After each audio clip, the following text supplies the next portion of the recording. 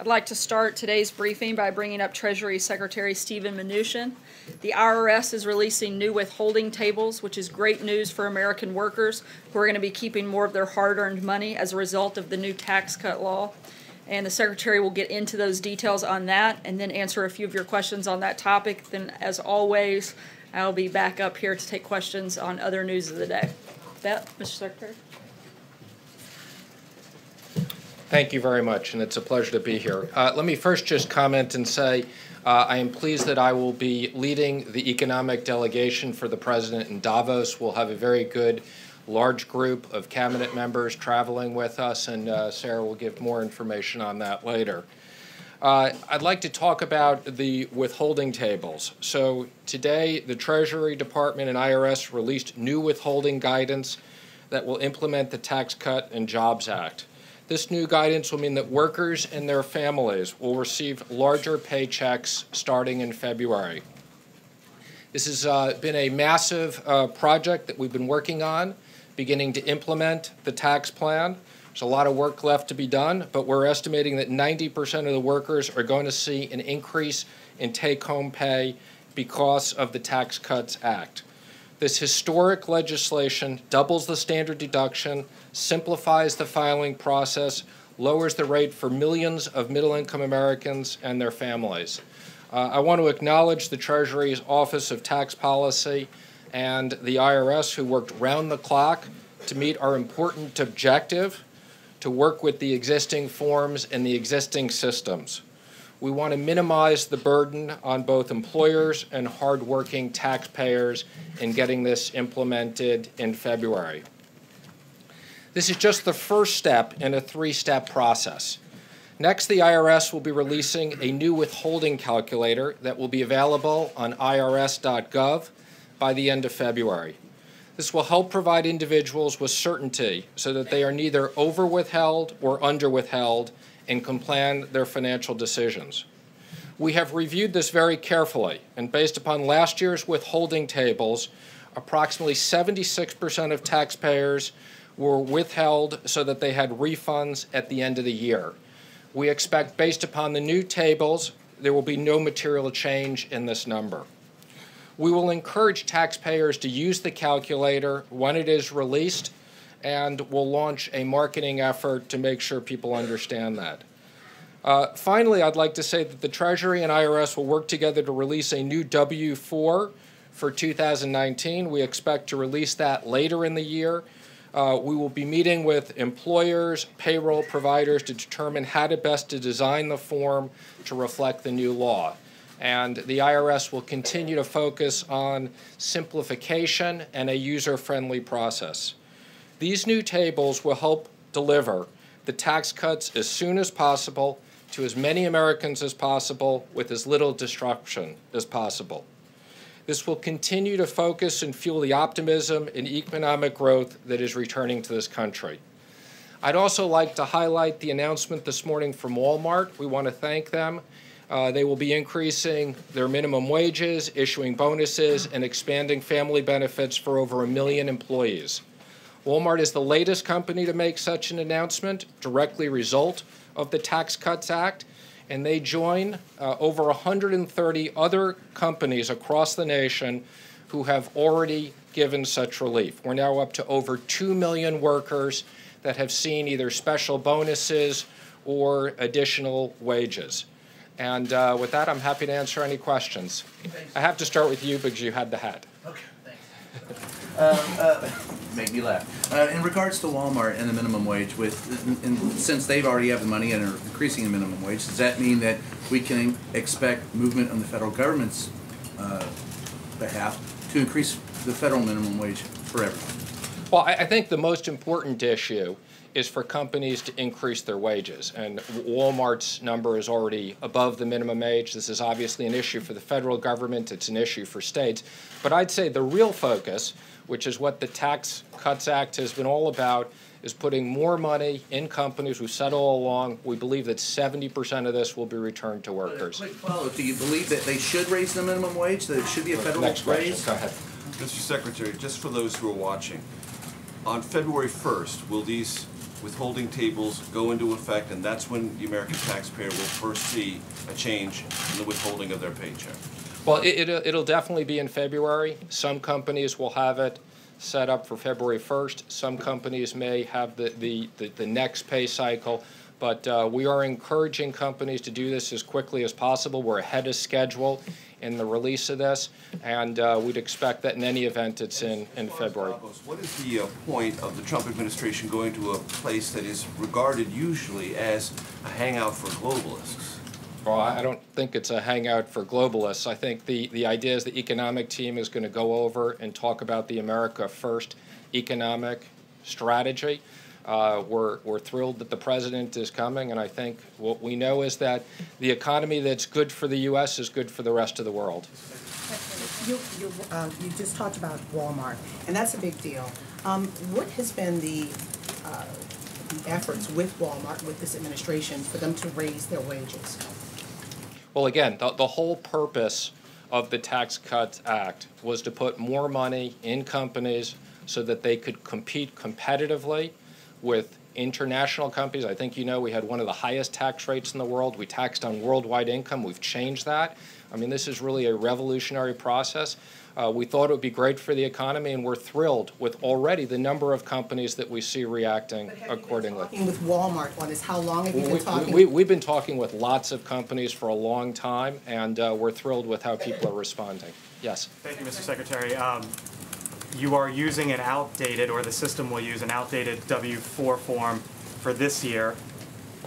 You will encourage people to go on to a calculator on the IRS website to maybe try to figure things out. Taxes are messy to begin with. How is this not going to lead to, in one way or another, some sort of implementation mess? Well, you know, I give an enormous amount of credit for the team at Treasury and the team at IRS who have literally been working around the clock through the holiday. As you mentioned, we had an existing form, we had existing technology. We had to figure out how to fit this in this format. The fact that we've been able to keep the same percentage of people that get refunds, we wanted to make sure that people weren't over withheld or under withheld. So we ran lots of models to run this. That's phase one. Phase two, as soon as the calculator comes out, the calculator will work with the new tax system, child tax credits, $10,000 deduction, so a taxpayer can see, do I have the right number of exemptions that are filed, or should I adjust that? And then, as I said, we're going to work on a super user-friendly form that fits the new tax system. We're going to try to do that. I want to make sure we get a lot of feedback as we design that and update this. I guess when people hear a three-step implementation process of a massive tax system, in no way this was rushed to try to get this out there for paychecks in February? Absolutely not. I mean, we update the withholding tables every year. You know, there's more work, but again, our objective is to get people money as quickly as they can. 90% of the people will see changes. Yes, in the back. Thanks, Mr. Secretary. I just want to be clear. It sounds to me like you are saying that the administration's policies are partly responsible for the Walmart wage rise, but that the layoffs are nothing to do with you. Is that, am I understanding that correctly, and is that not inconsistent? What I'm saying is the administration's economic policies are a function of what we see: growth and investment. Different companies will do different things. Some companies will invest capital. Some companies will return money to workers. Lots of things are going on in the economy, and we appreciate what Walmart's doing. Yes. Thank you, Mr. Secretary. Last year at Davos, Chinese leader Xi Jinping made a speech, and he talked about isolationism not necessarily being a good policy for most countries around the world, and sort of was viewed very much as China making an entreaty to the global economy, saying, hey, we're open for business at a time when other countries are turning inward. Is the president going to respond to that line of argument when he goes to Davos? What's he going to say when he's there? Well, I think you've heard a lot of the president's messages. I expect that they'll be consistent. I expect the president will talk about trade, reciprocal, free, and fair trade. We've obviously been very clear with the Chinese on the issue that we have with the trade deficit, making sure that U.S. companies can compete fairly. And the president will talk a lot about his economic program and the impact on the global economy. Thank you, Mr. Secretary. Staying with trade, can you give us an update on the negotiations over NAFTA And how concerned is this administration over the fact that Canada has recently made a complaint to the WTO and that Mexico is concerned that this administration will, in short order, withdraw from NAFTA? We gave the president an update this morning on trade. I think he's very pleased with where things are going. Ambassador Lighthizer is doing an amazing job renegotiating NAFTA, and we expect that will be renegotiated or we'll pull out. Mr. Secretary?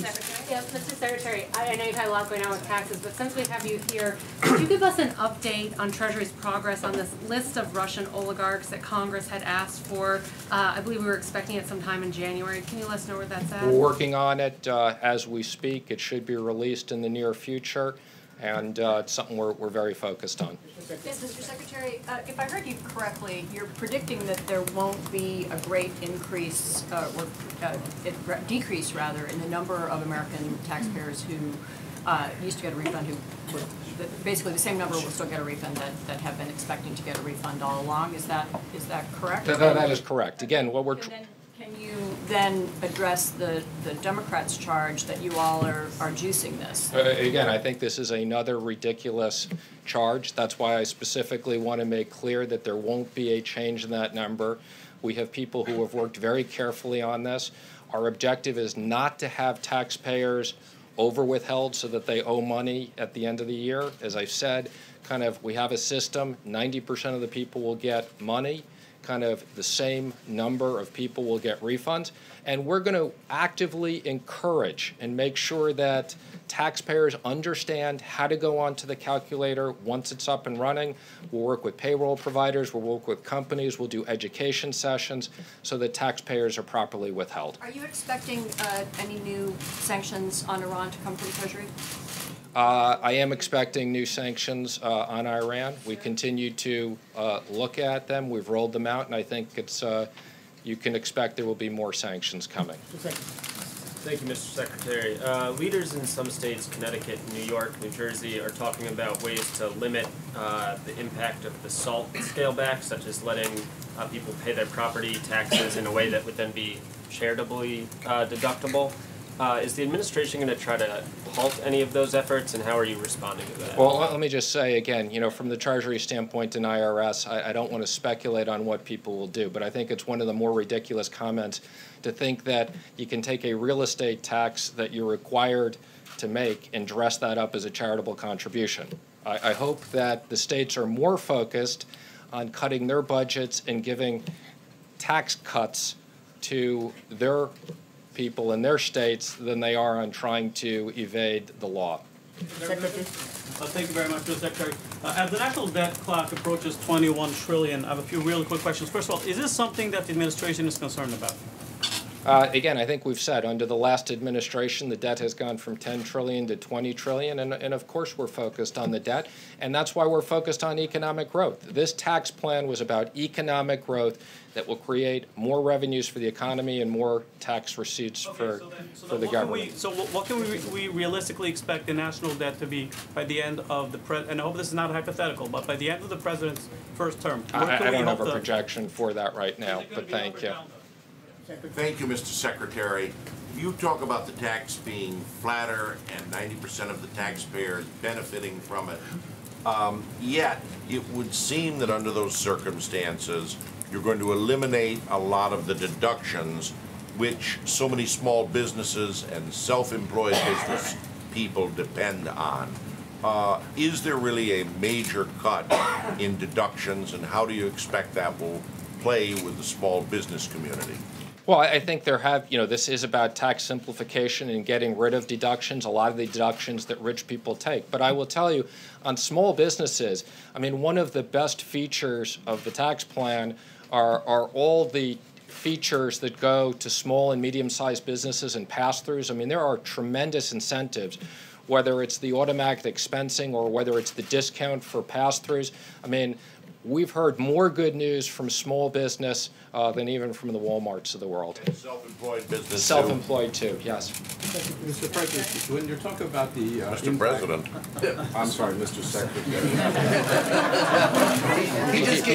He's in the other room. 2020 news. Not yet. Mr. Secretary, in talking about the impact and the benefit that most American workers will see under the tax cut plan, wouldn't this be a good day for the President to release his tax returns so we can see how he benefits from the tax cut bill? And have you recommended that? Again, I've had this question before when I've been up here. I'll say the same thing. I'll give you the same answer I gave you last time. I think that there's a ton of financial disclosure that the President has given the American people. They voted for him. He's the President. I think people are happy with that, and the President will decide what he wants to do. Yes, what does the administration hope to achieve with these additional sanctions on Iran? I think the President's been very clear, okay, that many aspects of the Iran deal need to be changed, that there are many activities outside of the Iran deal, whether it be ballistic missiles, whether it be other issues, that we will continue to sanction that are outside the JCPOA. Human rights violations. We couldn't be more focused. We have as many sanctions on Iran today as we have on any other country in the process, and we'll continue to look at things. Mr. Secretary. Thank you, Mr. Secretary. Just two quick follow-ups to a couple of questions that have been asked. On Ann's question related to the Democratic charge about the issues that could come up next year, are you at all, just yes or no, is there any consideration given to the midterms when you guys ensure that the implementation of this would happen in February and not, for example, later to give you more time to sort all this out? Again, let me just explain. The IRS issues tables every January. We knew we were changing the tax bill, so it obviously made sense to wait from January to February so that we gave people time to institute this. Any claims that we're doing this for political issues are ridiculous, okay? I'd also make a comment. The Democrats made a bunch of noise about our numbers and tax policy. The Inspector General just came out with a report that made very clear there was no political interference in this and how we ran these numbers. So I would hope the Democrats are focused on doing things that are good for the economy and the American people. And then just to follow up on Davos, too, with Major's question on Amon's, Yes. You talked about the message being consistent that the President will deliver in Switzerland. Obviously, one of his big messages has been aimed at middle-class Americans. He got elected on this populist platform. I'm hoping you can explain how it's consistent to take members of his cabinet, many of whom are very wealthy, to go rub elbows with a bunch of other very wealthy people in Switzerland. Can you explain the consistency on the message? I can assure you that the members of his cabinet have no interest in going over there and rubbing elbows with anybody. This is about meeting business leaders. This is about meeting our counterparts. This is all about creating jobs, creating economic growth for the U.S. As you know, there's tremendous investment in the U.S., okay? There's tremendous trade deals going on. I think we've been very clear, and the President has delivered. Look where the stock market is again. The President is delivering for American workers. So this trip is all business. I can assure you it has nothing to do with anything other than that. Mr. Secretary, can you please say, when it comes to charitable giving, people worry that the new tax code with the higher standard deduction could limit giving to charities. Do you share that concern? I don't share that concern at all, and I would say quite the opposite, that we've raised the limits that rich people can give to charity to encourage charitable donations. So I'll take one more question in the back. Thank you, Mr. Secretary. Will the President decide today on the Iran deal, and do you anticipate that he will waive sanctions like he has done in the past? I am not going to make any specific comments on that. It is still under discussion, and I know the President is contemplating his recommendations. Thank you very much, everybody. Thank you, Mr. Secretary. Thank you, Secretary Mnuchin. Just a quick addition, because I know all of you are wondering about that Walmart announcement. It is based in Arkansas, so just in case anybody clear that up, because I knew you guys were going to ask. In all seriousness, the tax law is already having an incredible impact on American workers and families, and this is only the beginning of what people have to look forward to in the Trump economy. 8 days from now, funding for essential government operations will run out. Unfortunately, Democrats are continuing to refuse to fund our troops and other important national security priorities that keep our people safe. Some Democrats are beginning to realize how irresponsible this is. Just yesterday, Senator Whitehouse said that funding the government should not be tied to immigration, that they should be separate issues. Threatening a government shutdown like that would be, in his words, counterproductive. What's interesting about this is that it's the position most Democrats, including Senate Minority Leader Chuck Schumer, held right up until the moment Donald Trump became president. Democrats should stop making our brave troops and essential government functions political pawns in their swamp games. They should stop their obstruction and work with Republicans to fund the government. Looking ahead to tomorrow, the President will receive his annual physical at Walter Reed. Dr. Ronnie Jackson, the President's physician, will conduct the exam, and Dr. Jackson has been a physician to the President for 3 consecutive administrations. He will release a statement tomorrow after the exam, and then will join me here in the briefing room next Tuesday to give a detailed readout and answer a few questions. And with that update, I will take your questions.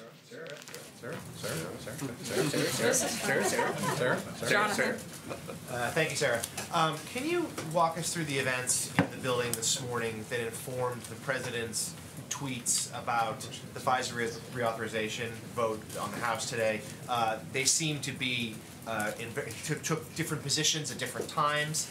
And as a follow-up to that, what do you say to the idea that having these seemingly in conflict stances undermines the administration's ability to get an agenda done? We don't think that there was a conflict at all. The President fully supports the 702 and was happy to see that it passed the House today, but he does have some overall concern with the FISA program more generally. The President doesn't feel that we should have to choose between protecting American citizens and protecting their civil liberties. He wants to do both, and that's exactly what he's going to do.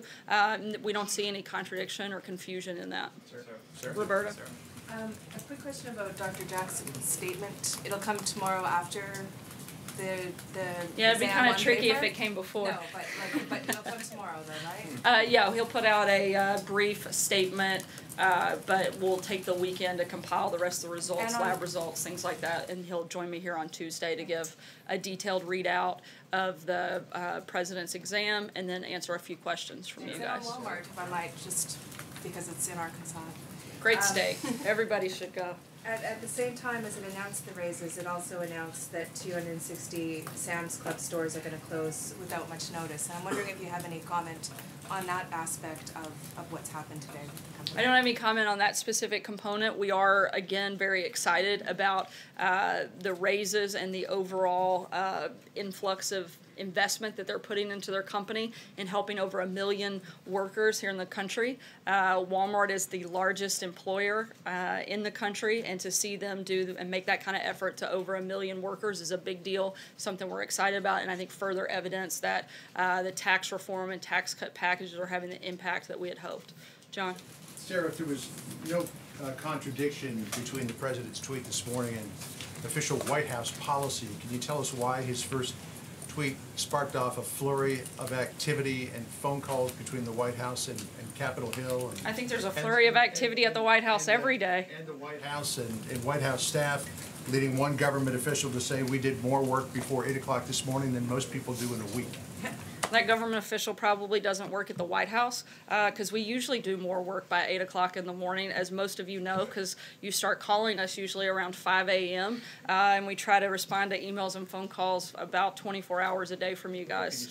I'm not sure about the flurry of activity. Again, to us, that's a pretty normal day, and we're always engaged with members on the Hill, members of our staff, so that seems pretty standard practice. Major? 2 questions. One, Senator Flake has left some on Capitol Hill with the impression that there is a deal on immigration and DACA. Is there one, and does the White House believe it's one it will support? There has not been a deal reached yet. However, we still think we can get there, and we're very focused on trying to make sure that that happens. The President's been clear about what his priorities are in that process, and we're going to continue working with members of the House and the Senate, Republicans and Democrats, to make sure that we try to get that deal done. Related to that, is the White House familiar with what the contours of Senator Flake is talking about, and would it regard it as progress? I can't speak to the specifics of Senator Flake. I can tell you that a deal has not been reached, and we've outlined what a deal would need to look like on our end for it to happen.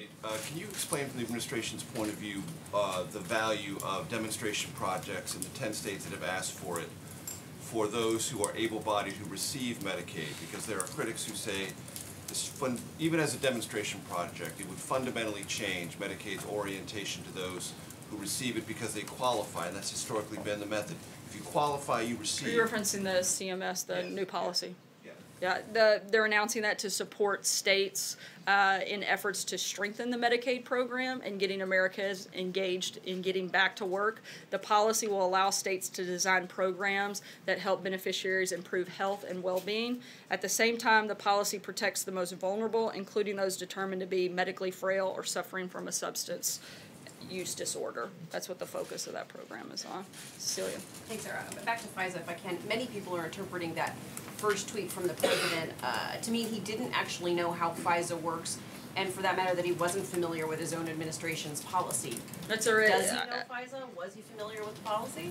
He does, which is why he issued a presidential memo last week expressing concerns and asking for a review of it, which is also why DNI put out a new policy this morning.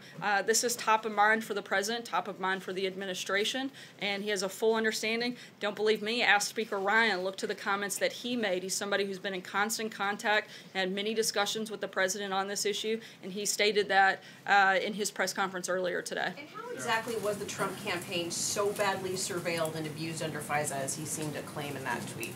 Look, I think that there are a lot of things that indicate the surveillance that took place there, and I'm not sure what the part of confusion is on that front. You guys have reported on it many, many times. Jim?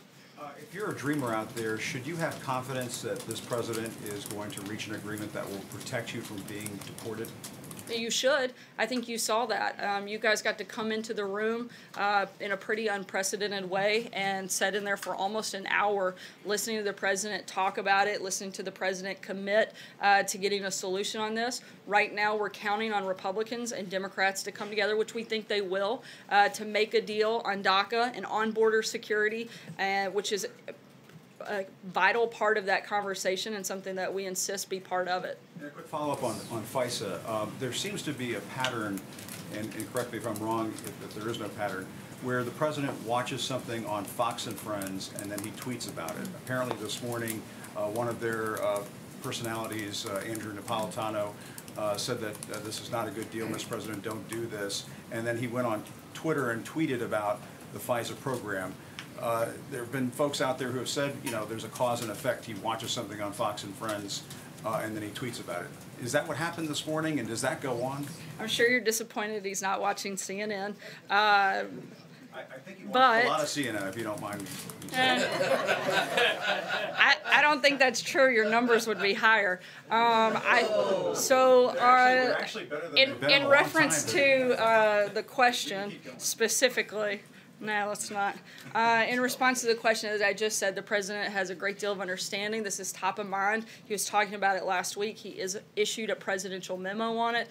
So it's not something that just happened this morning. This has been an ongoing discussion and something of great importance. The president doesn't believe that Americans' rights or liberties should be abused, but he certainly believes that Americans should be protected. And he wants to make sure we do both of those things, and that's why he supports the 702, but has concern with FISA more generally. Matthew? Thanks, Sarah. Sticking on the FISA topic. Well, at least we're consistent. Yeah, if you didn't see confusion and contradiction between that first tweet and the White House past stated policy, then why 2 hours later issue that second tweet that seemed to clarify the position? We weren't confused, but some of you guys were. We wanted to make sure you knew the White House position. People on the Hill or people in these offices? I got several questions from people in the room. As I'm sure all of you know, because most of you were the ones sending them, the President's been clear about what his position is. We've issued several statements on this, put out one last night that had to do with this. Look, I can't be more clear. I'm speaking on behalf of the President, on behalf of the administration, on what our position is, and I think I've laid that out several times here today. Blake? Sarah, on Medicaid and what CMS put out today, critics would say you need to be healthy to get a job in the first place. How are they wrong? look, certainly we want the American workforce to be healthy, and we're focused on helping improve healthcare across the board, but we also want people to have jobs. We're working on both of those things simultaneously. I don't see how that conflates with one another. Taking advantage of the system? Is that what? I'm sorry? Do you think people are just flatly taking advantage of the system? I think there are certainly cases where that happens. We don't think that's the overwhelming majority, but there's certainly that's an issue and something we want to be sure to address.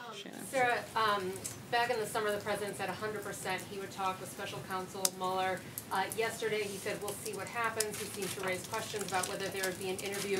What's changed between the summer and now, and the president's thinking about speaking with Robert Mueller? Nothing's changed. We're going to continue to be fully cooperative with the special counsel as we have been. However, the president and his personal attorneys are going to discuss this matter with the Office of the Special Counsel, not reporters, and that's going to be the process that we follow. Dave? Those discussions are still going on?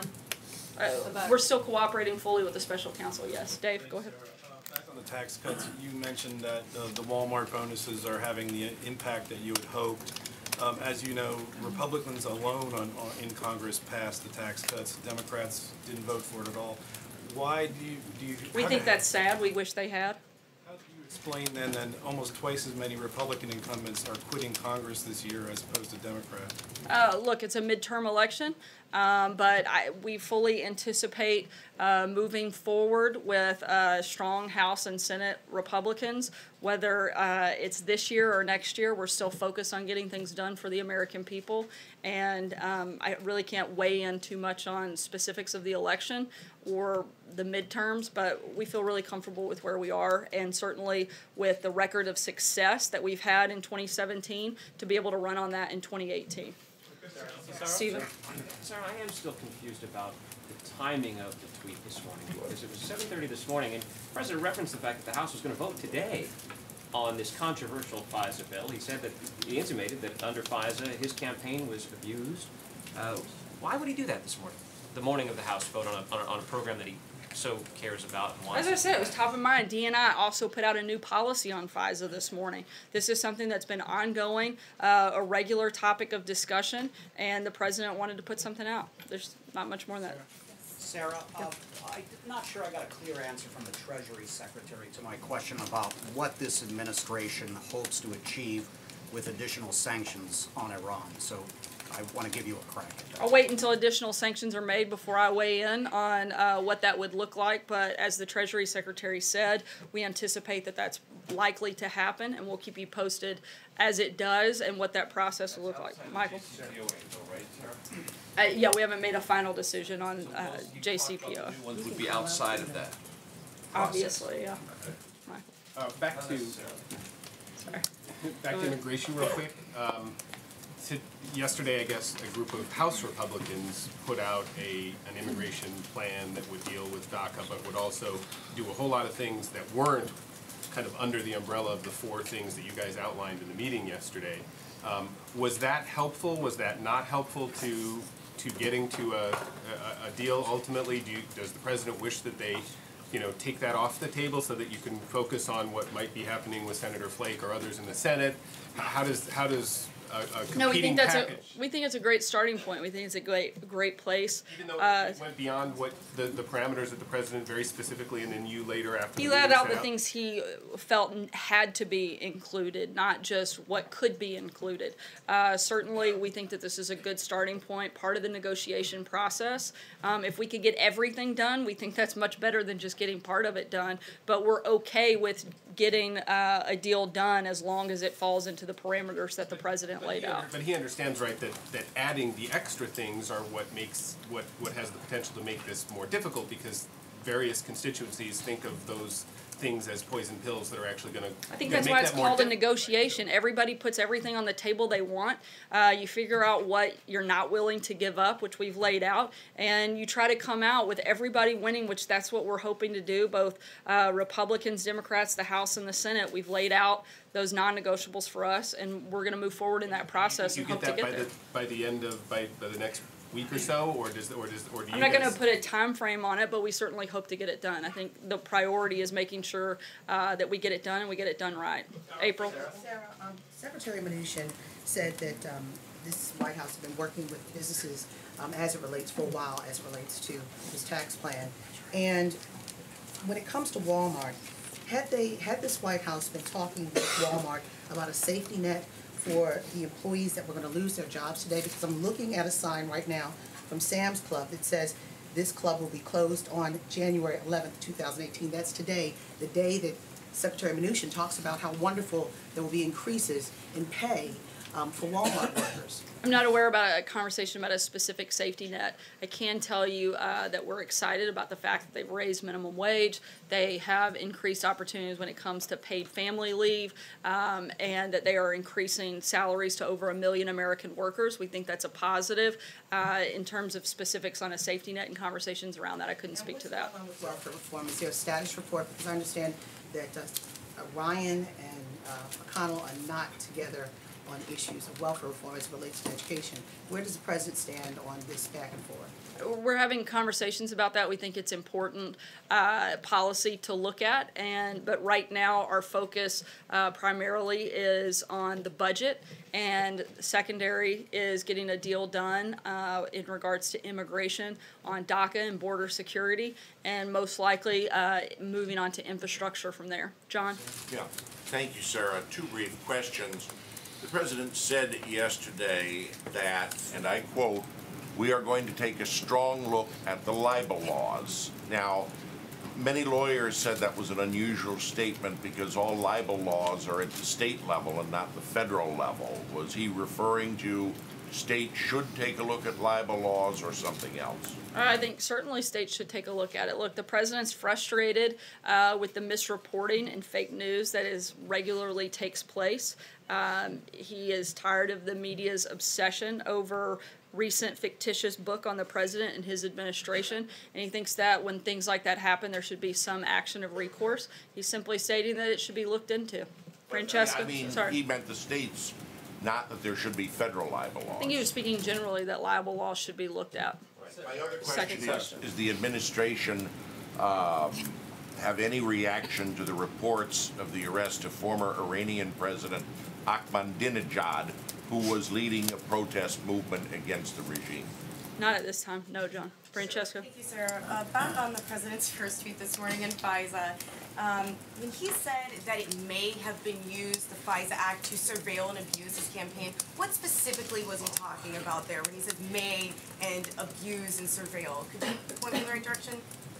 Look, I think that this is something we've talked about many times before. There are a lot of things that indicate that there was surveillance at Trump Tower, and I'm not sure what the clarification is needed on that front. Trey? Thanks, Sarah. Two questions for you. First, a few days ago you said the White House did not have any reaction to the transcript that was released by Senator Feinstein related to Fusion GPS. Is the president aware of this transcript? And does he have any reaction to the FBI references within the transcript and what was said by that gentleman? We certainly think it's a gross overstep by Senator Feinstein to release that transcript. There's been a lot of comments about obstruction of justice, and frankly, the only people that we've seen trying to influence the investigation are former Director Comey and Democrats in Congress, and that would include Senator Feinstein, Representative Schiff, who have both selectively leaked to the media witness interviews. We see that to be a big problem and something that should certainly be considered and looked at. My follow-up question, today Ecuador announced that it's granting nationality to WikiLeaks founder Julian Assange. Does the president agree or disagree with this decision by the Ecuadorians? I haven't spoken to him about that. Can I ask you on Iran again? When the president went through the exercise in October of decertifying but signing the sanctions waivers, he said words to the effect of fix it or he wouldn't do this again. The fix was supposed to include some legislation which hasn't happened yet. Is the president comfortable with where the fix it part of this process is right now, and what is his feeling about what a fix would look like? Look, the president still strongly believes this is one of the worst deals of all time. And one of the single greatest flaws is that its restrictions leave Iran free in the future to openly develop their nuclear program and rapidly achieve a nuclear weapons breakout capability. Obviously, we see big problems with that. The administration is continuing to work with Congress and with our allies to address those flaws, and we'll keep you guys posted as a decision on that front is made. Hallie? Thanks, Sarah. I want to ask actually about offshore drilling, but before I do, I'm hoping you can clarify something that you said a couple of times now, which was that a lot of people were confused by that tweet. So Mike Pompeo, Actually, Tom I didn't Boster, say a lot of people. You guys said a lot of people were confused. we weren't confused, but some of you were. is Some what of you you, said. yeah. So I want to ask about that because Mike Pompeo was obviously out talking about this, pushing for this. Tom Boster, a lot of people in the president's administration were representing the president's position on this, that he wanted this to pass. His tweet today was confusing. It was contradictory. It just was. So how are people supposed to trust, not us as reporters, but lawmakers, stakeholders, policymakers, that the people representing the president's position actually are?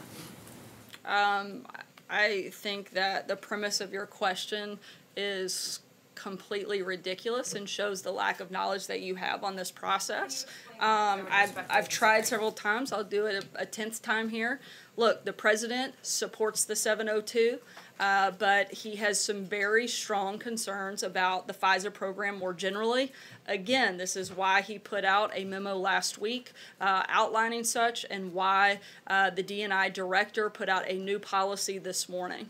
I'm not sure what the confusion is there. I just want to be clear, Sarah, before I ask about offshore drilling, that you definitively are saying that the president's tweet this morning was, in your view, not at all confusing and not at all contradictory. You think that's an accurate statement? I just want to be very clear about this. Yeah, it wasn't confusing to me. I'm sorry if it was for you. Jake? Let me ask you about the offshore drilling ban, Sarah, Sure, because go there's been ahead. a lot of questions about what's happening in Florida. There have been other states that have pointed to the reason this administration is given for exempting Florida, saying that they also would like to be exempt. So how is exempting Florida from the ban anything other, in critics' view, than giving a political favor to White House allies in a key battleground state? Look, the president is a massive advocate for America not just being energy independent, but being energy dominant. That's just part of that process is the offshore drilling. It's why it's opened up for public comment. These are going to continue to be negotiations. We're going to continue to look for places and ways that we can make America more energy dominant. If that's one of them, then we're going to continue forward in that process. That's why we've opened up drilling in Anwar, the Keystone Pipeline, and cut a lot of job-killing regulations that have to do with that. We're going to continue moving forward in that process. It's an open comment period, and we'll continue to talk with other stakeholders as we make decisions for other areas and other states. Was it or was not a political favor? Thank you, Sarah. I am not aware of any political favor that would have been part of, so no. Jay. Thank you, Sarah. On prison reform, the president recently commuted the sentence of a first-time offender, a father of 10 children, who had been sentenced to an excess of 27 years. What kinds of injustices does the president view as priorities? Look, the president is looking, one of the big topics of conversation for today specifically is looking at reducing the rates of recidivism, specific to helping reduce violent crime. This is a beginning conversation. This is to a listening session, and we're going to continue working through this process. But that was the #1 topic at today's meeting, and that's the big priority he has on that front at this point. There have been reports out, and if you could please clarify, what is Mr. Kushner's role in the prison reform initiative exactly? He's helping lead that conversation and put stakeholders together from a number of different areas that have expertise on this matter. I'll take one last question. Anita? Can you just, going back to immigration, can you just shed a little bit of light on what the holdup is? Members of the Republican Party were in the negotiations. They're the ones who are saying they agree with Democrats. The administration has been in the meetings, at least some of them. So what do you all not like? I believe there's only one member that said that there was a deal reached, and the other members are well in sync on the same page that we haven't quite gotten there, but we feel like we're close. And again, we're going to keep having these conversations. The president had a meeting here today with a number of members, both from the House and Senate, Republicans and Democrats, as a follow-up discussion on immigration. And again, we feel very strongly that we can get a deal made. One piece that the president talked about missing, is that the issue, or is there not enough funding? Can you shed a little light? I think it's Democrats agreeing to the other side of the deal. I think that's where we are. And again, we're confident and feel like we're going to get there. Thanks so much, guys.